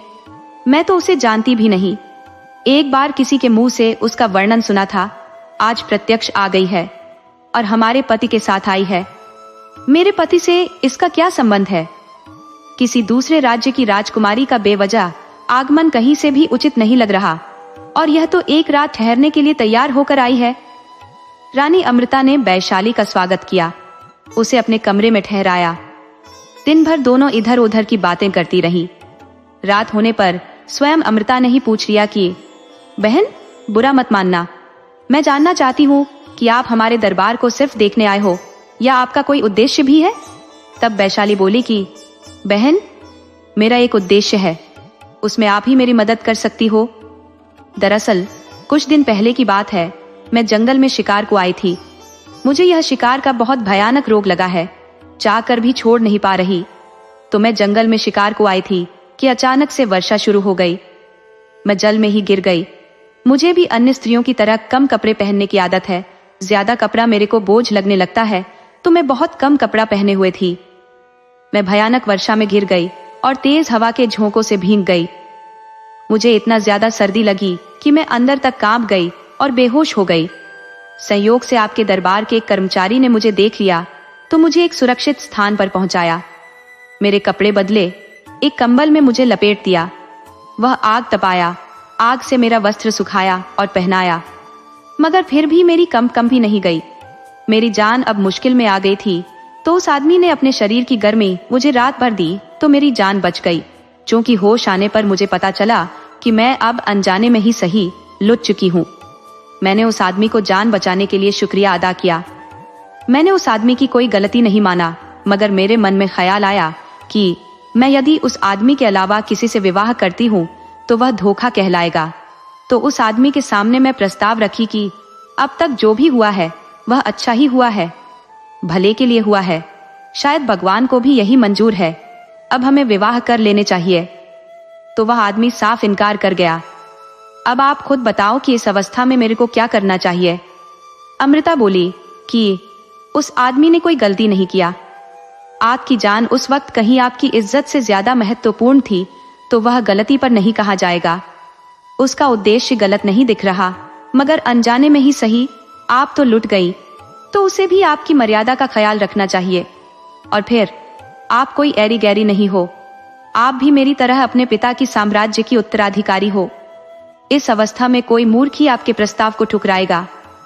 तब राजकुमारी वैशाली बोली कि बहन, वह प्रस्ताव तो दूर, अब इस बात को सुनना नहीं चाहता। वह कहता है कि आप उसे एक हादसा मानकर भूल जाओ, जैसे मैं भूल गया हूँ। राजकुमारी अमृता बोली कि कौन है वह जो इस तरह की बात बोल रहा है? अगर वह नहीं मानता है तो दंड का भागी हो जाएगा। उसे आपने आमंत्रित नहीं किया था, उसे आपकी जान बचानी ही थी, तो और कोई रास्ता अपनाता। उसे आपके साथ खेलने की क्या जरूरत थी? ये तो सरासर धोखा है। उसे अब आपसे विवाह करना ही होगा। इस मामले में मैं किसी के साथ कोई समझौता नहीं कर सकती। वह आदमी मेरा पति ही क्यों ना हो, उसे इस तरह किसी के साथ खेलने का कोई हक नहीं है। बताओ वह आदमी कौन है? मैं उसे दंडित करूंगी। राजकुमारी वैशाली बोली कि बहन, मैं उस आदमी का नाम लेकर आपको दुखी नहीं करना चाहती। मैं उस आदमी का नाम लेने से अच्छा मरना पसंद करूंगी, क्योंकि मैं जानती हूं मुझे न्याय नहीं मिलेगा। अमृता बोली, वैशाली, तुम बात को गोलमोल मत घुमाओ, साफ साफ बताओ कि क्या वह आदमी मेरा पति है? वैशाली बोलने के बजाय सिर झुका ली। तो अमृता ने उसके सिर पर हाथ रख दिया और बोली कि पगली, तुम यह सोच रही है कि सच बोल देने पर मैं तेरा अपमान कर दूंगी, तो यह तेरी सोच गलत है। यदि मेरा पति तेरे साथ ऐसा किया है तो मैं अपने को भाग्यशाली समझूंगी कि मेरी तरह त्याग करने वाला मेरा पति भी है। वैशाली बोली कि बहन, सत्य तो यही है कि राजकुमार विक्रांत ने ही मेरे साथ ऐसा किया और अब मना कर रहा है। तब अमृता बोली, तुम मेरे शयन कक्ष में आधी की भागीदार बन गई हो और अब तुम यही रहोगी। तुम अभी से मान लो कि तुम मेरी बहन हो, इस महल की छोटी रानी हो। वह विक्रांत को दासी द्वारा अपने कमरे में बुलवाई और बोली कि आपको इतना नाटक करने की क्या जरूरत थी? आपने जो कुछ भी किया बहुत अच्छा किया। आपको मुझसे बताना था। इस राजकुमारी को मेरे पास बुलाकर अपमानित नहीं करना था। आप यहाँ से बारात लेकर जाते और राजकुमारी वैशाली को सम्मान के साथ लाते। परंतु कोई बात नहीं, आप कल राजकुमारी का पानी ग्रहण कर लो। वैशाली अमृता के पैर पकड़ ली और बोली कि बहन, तुम वैसी ही हो जैसा मैंने सुन रखा था।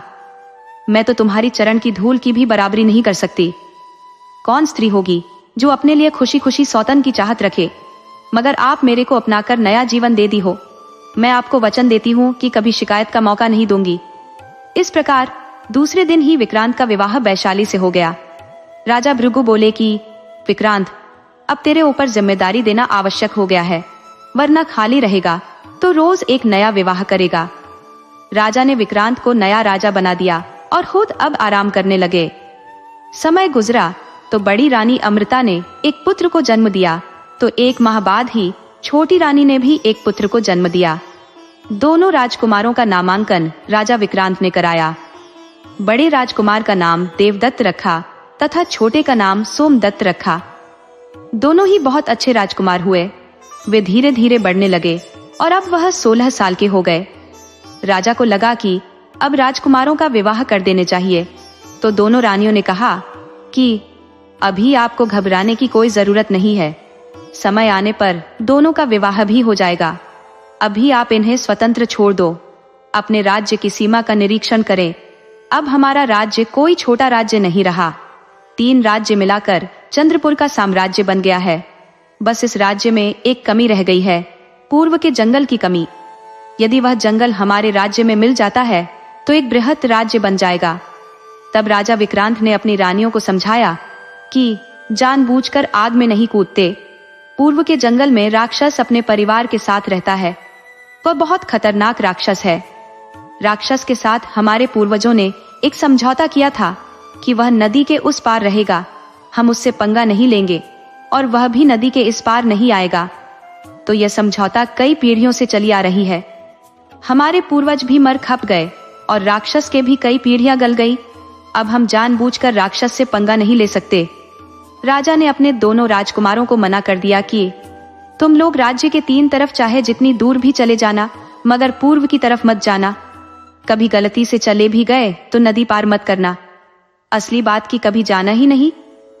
दोनों राजकुमार बोले, अरे हमें राक्षस से क्या पंगा लेना, हम उस तरफ जाएंगे ही नहीं। हालांकि राजा के सामने तो ये बात राजकुमार बोल दिए, परंतु छोटा राजकुमार सोमदत्त बहुत बदमाश था। उसे खतरे मोल लेने में बड़ा मजा आता था। वह विचार कर लिया कि किसी दिन अकेला होगा तो नदी तट तक जाएगा और देखेगा कि वह जंगल कैसा है, वह नदी कैसी है, क्या वहां से राक्षस दिखाई देता है। यदि राक्षस दिखाई देता है तो इस पार की प्रजा कैसे रहती है, वहां क्या उन्हें भय नहीं लगता। इस तरह के कई विचार उसके मन में आने लगे। उधर राक्षस के परिवार में पुराने राक्षस नहीं बचे थे। एक नया राक्षस था। उसकी एक छोटी बहन थी जो 16 साल की हो चुकी थी। उसे एक महात्मा से आशीर्वाद मिला था कि वह अपना मनचाहा रूप बदल सकती थी। महात्मा ने उससे बताया था कि वह कुछ नियम का पालन करेगी तो वह राज्य की रानी बन जाएगी। उसे मांसाहार छोड़ना होगा, हिंसा त्यागना होगा और भगवान की भक्ति करनी होगी, तो उसकी जिंदगी जीते जी सुधर जाएगी। हालांकि ये वरदान उसे ऐसे ही नहीं मिल गया था। उसका भाई एक साधु को मार पीट कर अपनी गुफा में बंद कर दिया था कि वह साधु का भोजन शाम में करेगा। उसके बाद वह अन्य जीव की खोज में चला गया था। राक्षसी को महात्मा पर दया आ गई और वह महात्मा को मुक्त कर दी। महात्मा बोला कि तुम मेरे को आजाद कर रही हो तो तेरा भाई तुझे बहुत मारेगा। तब राक्षसी बोली कि साधु के बचाने में मेरी जान चली जाए वह भी अच्छा ही होगा। मेरे इस राक्षसी शरीर से किसी का तो भला होगा। साधु समझ गए कि राक्षसी का हृदय कोमल है, तो उसे रूप बदलने वाला मंत्र प्रदान कर दिए। अब राक्षसी रूप बदल सकती थी। वह भक्ति मार्ग में लग गई थी। उसने मांस खाना छोड़ दिया था। उसके व्यवहार से राक्षस नाराज रहता था। वह अक्सर बहन से अपनी विवाह की बात करता, मगर उसकी विवाह की बात नहीं चलाता। तो आखिर राक्षसी के सब्र का बांध टूट गया और पूछ बैठी कि तुम अपनी बात तो करते हो, पर मेरा विवाह कब करोगे ये नहीं बताते। तब राक्षस बोला, मुझे तेरा विवाह करना ही नहीं है। हम राक्षस हैं, हमारे विवाह का नियम दूसरा है। हम किसी कमजोर राक्षस की बहन बेटी या पत्नी को जबरदस्ती छीन लाते हैं और अपनी पत्नी बनाते हैं। अब कोई राक्षस आएगा और मुझसे युद्ध करेगा, तब तो तुझे ले जाएगा। अब यहाँ 100 कोस में ऐसा कोई राक्षस नहीं रहता कि मुझसे लड़ सके। अतः यह मानकर चलो कि तुम्हें कुमारी रहना है। राक्षसी बोली कि क्या मेरा विवाह किसी इंसान से नहीं हो सकता? तब राक्षस बोला कि यदि मेरे सामने कभी किसी इंसान की बात की तो तेरे को काट कर कच्चा खा जाऊंगा। वह राक्षसी बहन को कई थप्पड़ मारा भी, तो बहन तिलमिला गई और ठान ली कि विवाह तो वह इंसान से ही करेगी, भले ही तुम्हें ठिकाने लगानी पड़े। वह मौका खोजने लगी कि कब मौका मिले तो भाई को मारूं, मगर राक्षस भी बहुत चतुर था। अगर रात में सोता तो खुले में नहीं सोता, वह दरवाजा बंद करके ही सोता था। शायद उसे बहन से ही खतरा था, तो बहन भी कम सावधान नहीं, वो भी दरवाजा बंद कर ही सोती थी। इधर एक दिन राजकुमार सोमदत्त मौका पाकर महल से शिकार के लिए निकला। वह शिकार के लिए गया तो उत्तर तरफ था, मगर वह बीच से रास्ता बदलकर पूर्व की तरफ चला गया। वह नदी के किनारे गया और देखने लगा कि राक्षस कहाँ रहता है। उसे उस पार कोई राक्षस तो दिखाई नहीं पड़ा, मगर एक बहुत खूबसूरत लड़की दिख गई जो एक अप्सरा लग रही थी। सोमदत्त ने बहुत राज्यों का भ्रमण किया था, कई बार मेले में भी गया था, मगर उतनी सुंदर स्त्री कहीं नहीं देखा था। सोमदत्त का दिमाग घूम गया, वह भूल गया कि उस पार कोई राक्षस रहता है, उसे उस पार नहीं जाना है। वह नदी में कूद पड़ा और तैरकर उस पार चला गया। वह उस स्त्री के पास गया और बोला कि हे परम सुंदरी, तुम कौन हो, कहाँ रहती हो? बुरा न मानो तो मैं तुमसे विवाह करना चाहता हूँ। स्त्री बोली, हे राजकुमार, आप बिना विलंब किए उस पार चले जाओ, हमारा और आपका विवाह नहीं हो सकता। मैं एक राक्षसी हूँ, राक्षसी और इंसान का विवाह संभव नहीं है। और सबसे बड़ी बात की, मेरा भाई यदि आपको इस पार देख लिया तो मेरे सामने ही आपको मारकर खा जाएगा। मैं चाहकर भी आपकी रक्षा नहीं कर पाऊंगी। तब राजकुमार बोला कि मैं आपको अपने साथ लिए बगैर नहीं जाऊंगा, चाहे आपका भाई मुझे मारकर भले ही खा जाए। स्त्री बोली कि राजकुमार, आप जिद मत करो, आप जिंदा रहे तो हम फिर मिलने का कोई रास्ता खोज लेंगे, मगर आप मर गए तो फिर क्या होगा? मैं भी आपके वियोग में तड़प कर मर जाऊंगी। इस तरह बेवकूफी से जान गंवा देना सिर्फ मूर्खों का काम है। आपको देखकर मैं भी अब उतनी ही बेचैन हूँ जितना कि आप हो, मगर हमें जोश में अपने होश नहीं खोने चाहिए। आप उस पार जाओ, मैं वादा करती हूँ रोज नदी तट पर आपसे मिलने आऊंगी। राजकुमार राक्षसी के संपर्क में आ गया और फिर इस पार चला आया। उधर राक्षसी जब अपने गुफा में लौट गई, वह अपने कमरे का दरवाजा बंद कर कमरे में सो गई। जब रात में राक्षस आया तो वह गंध से ही पहचान लिया कि कोई मनुष्य यहाँ आया था, या स्वयं उसकी बहन किसी मनुष्य के पास गई थी। वह बहन पर बहुत क्रोधित हुआ और दरवाजा खोलने को बोला, तो डर के मारे बहन ने दरवाजा नहीं खोला, तो गुस्से के मारे वह बहन को उसके कमरे में ही बंद कर दिया। अब उसकी बहन को साधु ने वरदान दिया था कि वह रूप तो बदल सकती है, परंतु वह अदृश्य नहीं हो सकती थी, तो कमरे में ही बंद रह गई। दूसरे दिन राजकुमार जब नदी के तट पर आया तो वह सुंदर स्त्री नहीं दिखी।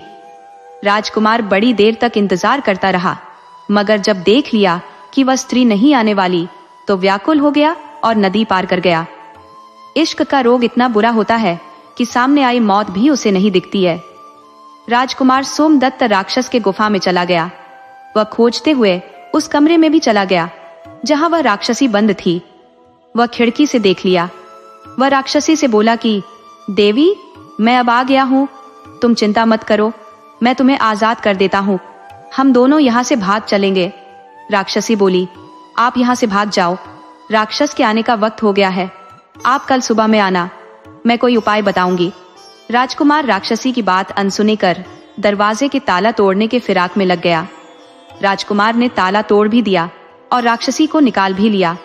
अब दोनों भागने वाले थे कि राक्षस आ गया और दोनों को पकड़ लिया। बोला कि साला, तू है जो मेरी बहन को लेकर भाग रहा था। यदि तुम मेरी बहन को ले जाना चाहते हो तो मुझसे युद्ध करना पड़ेगा। अब आज तो रात हो गई है, मगर कल सुबह तुम्हारी और मेरी लड़ाई होगी। यदि तुम जीत गया तो मेरी बहन को ले जाएगा, और हार गया तो मेरा भोजन बन जाएगा। मेरा भोजन तो तू दुष्टा भी बनेगी, जो मेरी अनुपस्थिति में मनुष्यों को बुलाकर व्यभिचार करती है। वह राजकुमार से बोला कि मैं तुम दोनों को एक ही कमरे में बंद कर देता हूँ, अब रात भर में अपने अरमान पूरे कर लेना, कल सुबह दोनों को नमक मिलाकर खा जाऊंगा। राक्षस बोला, राक्षस महाराज, जब मेरे पर इतना कृपा कर ही रहे हैं तो हमें 3 दिन का मोहल्लत दे दो। उसके बाद हमें पता ही है कि आप हमें खा जाओगे। मेरे में इतनी शक्ति नहीं कि आपसे लड़ पाऊं, मगर मरते मरते हमारे मन के अरमान पूरे हो जाए। राक्षस बोला, मूर्ख राजकुमार, मैं तुम्हें उतना समय नहीं दे सकता, सिर्फ 2 दिन का समय दे देता हूँ। वैसे भी मैंने भैंसा खाया है, पचाने में 2 दिन लग जाएगा। राक्षस दोनों को कमरे में बंद कर दिया। राक्षसी बोली कि मैं आपको मना कर रही थी कि आप भाग जाओ। हम जीते रहेंगे तो कभी न कभी मिल जाएंगे, मगर आपको तो इश्क का बुखार लग गया था। अब खुद तो मरोगे ही, मैं भी मारी जाऊंगी। अब मेरे को कुछ समझ नहीं आ रहा कि क्या करूं। उधर जब रात में राजकुमार सोमदत्त महल वापस नहीं आया तो राजा की चिंता बढ़ गई। वह अपने बड़े पुत्र देवदत्त के जिम्मे दिए कि सोमदत्त का पता लगाओ और उसे खोज कर महल ले आओ। दूसरे दिन देवदत्त सोमदत्त को खोजने चला तो उसे एक गुप्तचर ने बताया कि राजकुमार सोमदत्त की जान खतरे में है। वह नदी पार कर राक्षस की गुफा में चला गया है। आपको यत्न कर उन्हें बचा लीजिए। देवदत्त बिना देर किए नदी पार कर गया और राक्षस की गुफा में चला गया। देखा कि सोमदत्त एक सुंदर स्त्री के साथ एक कमरे में बंद है, तो वह सोमदत्त से पूछा कि हम तुम्हें खोजकर परेशान हो गए हैं और तुम यहाँ स्त्री के चक्कर में मौत के मुंह में चले आए हो। अब मैं तुम दोनों की किसी से मदद करूं। वह ताला तोड़ने का प्रयास करने लगा। तभी स्त्री बोली, भाई, तुम ताला तोड़ना छोड़ो और मेरे बताए अनुसार काम करो। तुम अभी नदी से एक घड़ा जल ले आओ और यहीं कहीं छुप जाओ। शाम में जब राक्षस आएगा तो उसके ऊपर किसी तरह डाल देना। नदी के जल से राक्षस को श्राप लगा है, स्नान करते ही निर्बल हो जाएगा। तब आप उसे चुनौती देना कि वह आपके भाई से युद्ध करे। वह निर्बल होने के कारण सोमदत्त से हार जाएगा। तब वह मेरे को इच्छा से सोमदत्त के साथ भेज देगा। आप दहेज में यह जंगल मांग लेना। वह जंगल छोड़कर चला जाएगा। देवदत्त ने वैसा ही किया। वह एक घड़ा जल लेकर गुफा के पास छुप गया। राक्षस के आते ही देवदत्त ने उसके ऊपर जल डाल दिया। राक्षस निर्बल हो गया। तब देवदत्त ने उसे अपने भाई से लड़ने की चुनौती दे डाली। राक्षस सोमदत्त से हार गया तो अपनी बहन को सोमदत्त को दे दिया। दोनों भाई एक सुंदर सी परी जैसी बहू लेकर घर आ गए। देवदत्त ने सोमदत्त को बताया कि पत्नी लेकर घर जा रहे हो, मगर गलती से किसी से चर्चा मत करना कि यह राक्षसी है। सबसे कहना कि बंग देश की राजकुमारी है। दोनों रानियों ने बहू का खूब स्वागत किया। वह दोनों रानियों से भी खूबसूरत थी। समय के साथ देवदत्त का विवाह हो गया। सभी खुशी खुशी रहने लगे। प्रेम और कर्तव्य की राह में मुश्किलें तो आती हैं, पर बुद्धिमानी और भाई का साथ सबसे बड़ा बल होते हैं।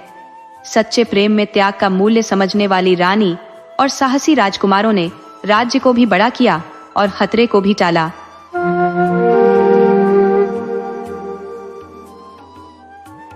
एक नगर में एक अत्यंत दरिद्र ब्राह्मण निवास करता था। उसके परिवार में एक पत्नी, 4 पुत्र और 3 बहुएं थी, क्योंकि उसके बड़े 3 बेटों की विवाहिता थी। यह परिवार कष्ट भोग रहा था और मुश्किल से गुजारा कर रहा था।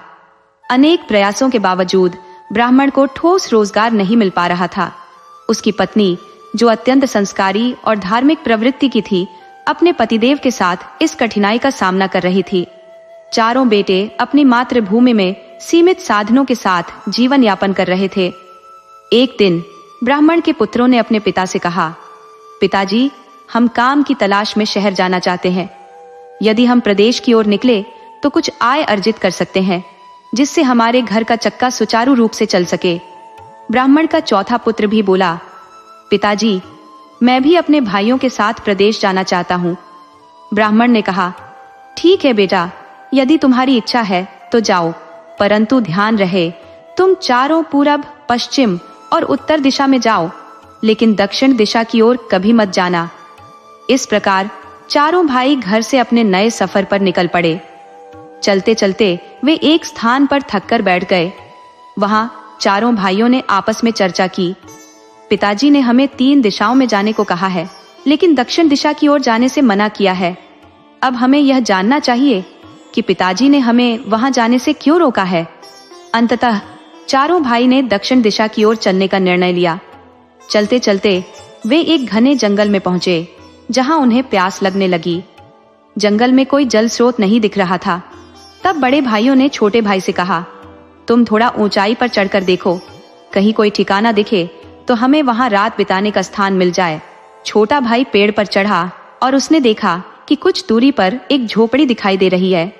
उसने कहा, भाइयों, वहां एक झोपड़ी सी दिख रही है, चलो वहीं चलते हैं।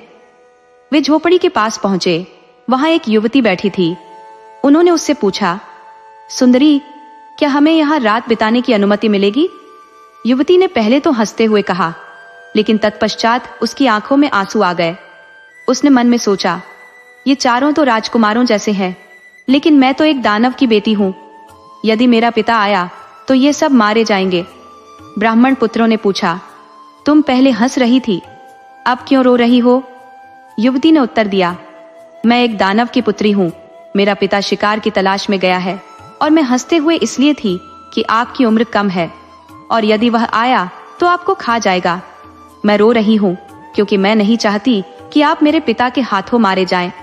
कृपया आप यहां से चले जाएं। ब्राह्मण पुत्रों ने कहा, हम अत्यंत थके हुए हैं और भूख प्यास से व्याकुल है। हम कहीं नहीं जा सकते। कृपया हमें एक रात यहीं रहने की अनुमति दीजिए। अब उस दानव की बेटी ने सोचा और मन में विचार करने लगी कि इन चारों भाइयों को कैसे बचाया जाए। उसने दानव के आने का समय देखकर तुरंत उन्हें तोता बना दिया, क्योंकि दानव की आहट सुनाई दे रही थी। पक्षी इधर उधर उड़ने लगे और जोर जोर से चहचहाने लगे, जिससे स्पष्ट हो गया कि दानव अपनी झोपड़ी की ओर आ रहा है। घबराहट में उसने जल्दी से चारों भाइयों को तोते में तब्दील कर पिंजरे में बंद कर दिया। जब दानव आया तो उसकी आवाज गूंजी, मुझे इंसान की महक आ रही है, मैं इंसान खाऊंगा। उसकी बेटी बोली, पिताजी, यहाँ तो बस मैं ही इंसान हूँ, मुझे ही खा लीजिए। लेकिन दानव नहीं माना। उसने दोबारा कहा, नहीं, मुझे यकीन है कि यहाँ और कोई इंसान है। बेटी ने समझाते हुए कहा, पिताजी, यहाँ कौन इंसान आएगा? आपने जंगल के न जाने कितने जीव जंतु खा लिए हैं, अब कोई इंसान आने की हिम्मत भी कैसे करेगा? दानव ने पूरी झोपड़ी को छान मारा, पर उसे कोई नहीं मिला। तब उसकी बेटी ने कहा, पिताजी, मैंने आज 4 तोते पकड़े हैं और उन्हें पिंजरे में बंद कर दिया है। जब आप शिकार पर चले जाते हैं तो मैं अकेली रह जाती हूँ। इन तोतों से मेरा मन लगा रहता है। दानव शिकार से थका हुआ था, पेट भरकर सो गया। उसकी बेटी ने उसका इंतजार किया और जैसे ही वह गहरी नींद में चला गया, उसने पिंजरे से 4 तोते निकाले और उन्हें फिर से इंसानों में बदल दिया। उसने उन्हें खाना खिलाया, पानी पिलाया और फिर से उन्हें तोता बना दिया।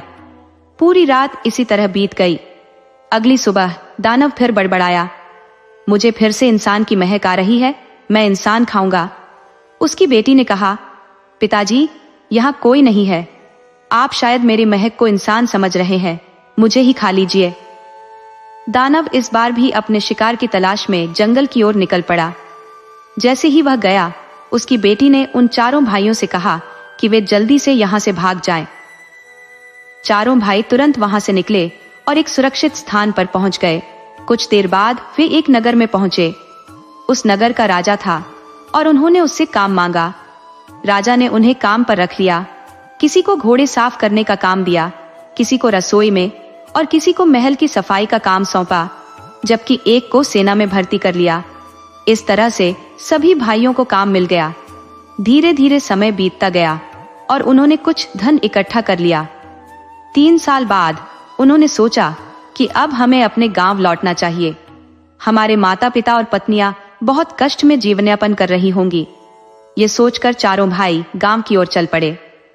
रास्ते में फिर वही जंगल मिला और 3 भाई बोले, हमें जल्द से जल्द यहाँ से निकल जाना चाहिए। हम पहले ही दानव से बच निकले थे। लेकिन चौथा भाई, जो अब तक कुंवारा था, कहने लगा, मुझे उस लड़की से मिलना है जिसने अपनी जान पर खेलकर हमारी रक्षा की थी। भाइयों ने उसे समझाने की कोशिश की, पर वह नहीं माना। तीनों भाई गांव की ओर चले गए और चौथा भाई उस लड़की से मिलने जंगल में चला गया। जब वह लड़की के पास पहुंचा तो उसने देखा कि वह लड़का वापस आया है। लड़की ने पूछा, तुम यहाँ क्यों आए हो? उस लड़की ने कहा, तुमने हमारी जान बचाई थी, इसलिए मैं तुमसे शादी करना चाहता हूँ। दानव की बेटी कहने लगी, मेरे पिताजी कभी भी मेरी शादी किसी इंसान से नहीं करेंगे। बेहतर होगा कि तुम यहाँ से तुरंत चले जाओ, वरना मेरे पिताजी आकर तुम्हें खा जाएंगे। लेकिन वह लड़का बोला, नहीं, मैं कहीं नहीं जाऊंगा। ये सुनकर लड़की ने उसे फिर से तोते में बदल दिया और पिंजरे में बंद कर दिया। थोड़ी देर बाद दानव फिर से आया और चिल्लाने लगा, मनुष्य खाऊंगा, मनुष्य खाऊंगा।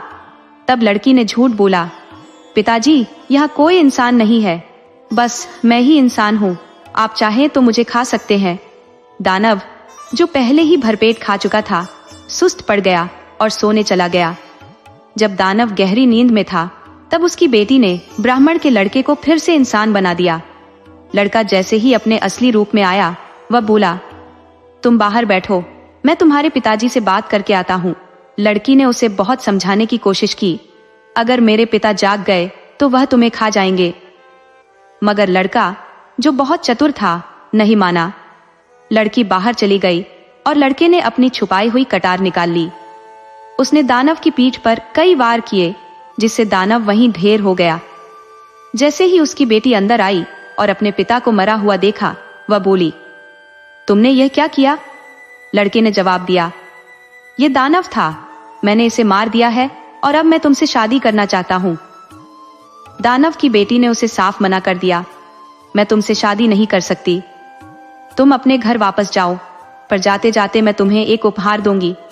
उसने एक पुतला दिया, जो किसी भी आदेश को तुरंत मान लेता था। लड़की ने पुतले से कहा, आज से तुम इस लड़के के हो। पुतला लड़के के पास चला गया और उससे कहा, अब मेरी शादी इस लड़की से करा दो। लड़के और लड़की की शादी हो गई और फिर उन्होंने पुतले से कहा, अब कुछ नाच गाना करो। पुतला उनका मनोरंजन करने लगा। अब शादी के बाद लड़का बोला, तुम जंगल में अकेली कैसे रहोगी? चलो मेरे साथ और मेरे परिवार के साथ रहो। दोनों गांव पहुंचे और ब्राह्मण बहुत खुश हुआ। ब्राह्मण की पत्नी ने जब अपने बेटे के बारे में पूछा, तो लड़की ने पूरा सच बताया।